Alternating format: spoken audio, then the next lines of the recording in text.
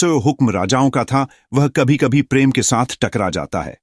यह कहानी है एक लड़की की जिसने अपनी खुशियों के लिए न केवल अपनी किस्मत को चुनौती दी बल्कि एक पूरी व्यवस्था को भी हिला दिया। यह कहानी है वृंदा की, जो मालवपुर नामक राज्य के एक छोटे से गांव की सुंदर और समझदार लड़की थी। वृंदा का सपना था कि वह अपने जीवन के सबसे खास दिन अपने विवाह में खुशियों से झूमे, लेकिन उसके जीवन में ऐसा मोड़ आया कि उसकी शादी उसकी खुशी नहीं बल्कि एक आदेश बन गई। मालवपुर का राजा सुरेंद्र एक अत्यंत शक्तिशाली और वीर पुरुष था, लेकिन उसकी एक कमजोरी थी। वह अपनी इच्छाओं को पूरा करने के लिए किसी भी हद तक जा सकता था।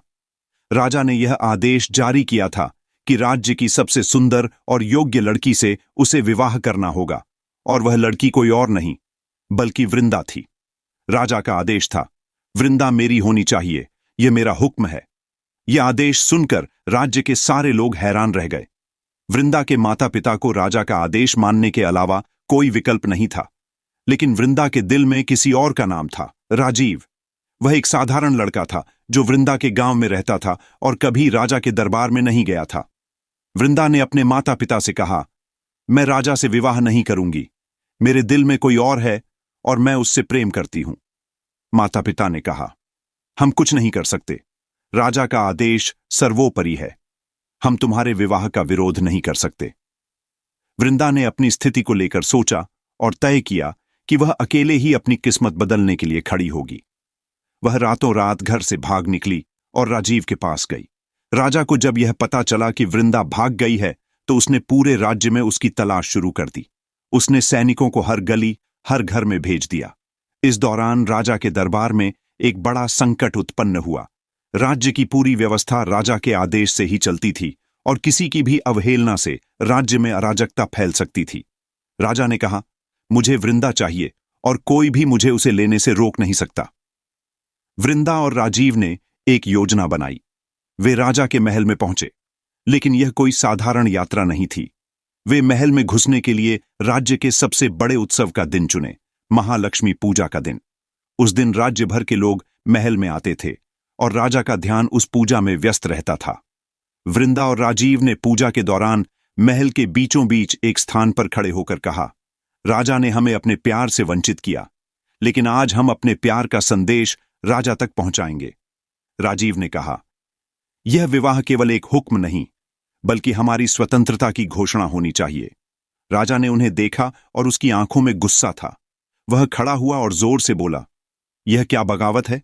क्या तुम दोनों समझते हो कि तुम राजा के आदेश को नकार सकते हो? वृंदा ने साहस दिखाते हुए कहा, आपका हुक्म हमारे दिलों को नहीं बदल सकता महाराज। मैं राजा के आदेश से नहीं, अपने दिल से विवाह करना चाहती हूं। हम अपने प्यार को जीवित रखने के लिए हर हद तक जाएंगे। राजा थोड़ी देर तक चुप रहा और फिर उसने एक और आदेश दिया, यदि तुम दोनों अपने प्यार को साबित कर सकते हो तो मैं तुम्हारा विवाह स्वीकार करूंगा, लेकिन यह साबित करना आसान नहीं होगा। राजा ने दोनों को एक परीक्षा देने को कहा। वह यह जानना चाहता था कि क्या उनकी प्रेम कहानी इतनी मजबूत थी कि वह उसकी शर्तों को पूरा कर सके। राजा ने कहा, तुम दोनों को 1 महीने तक महल के आंगन में रहना होगा। यदि तुम दोनों इस समय में एक दूसरे से बिछड़ने का नाम नहीं लोगे तो मैं तुम्हारा विवाह स्वीकार करूंगा। वृंदा और राजीव ने राजा की चुनौती स्वीकार की। 1 महीने तक उन्होंने महल के आंगन में रहकर अपना प्यार साबित किया। राजा ने उन्हें देखे बिना कभी उन्हें परखने का तरीका अपनाया। वह दोनों को एक दूसरे से दूर रखने के लिए कई चालें चलता रहा, लेकिन वह नाकामयाब रहा। अंततः राजा ने अपनी हार मानी और कहा, तुम दोनों ने मुझे साबित कर दिया कि प्रेम कोई आदेश नहीं बल्कि एक आत्मा का आह्वान है। तुम्हारा विवाह अब मेरा आशीर्वाद है। वृंदा और राजीव की शादी बड़े धूमधाम से हुई। राजा ने भी अपने फैसले पर पछताया और राज्य में प्रेम और विश्वास के नए नियम लागू किए, जिससे हर व्यक्ति को अपनी इच्छाओं के अनुसार अपना जीवन जीने का हक मिला। यह कहानी हमें यह सिखाती है कि प्रेम को किसी भी आदेश या कानून से नहीं बांधा जा सकता, क्योंकि प्रेम का असली स्वरूप स्वतंत्रता और विश्वास में होता है।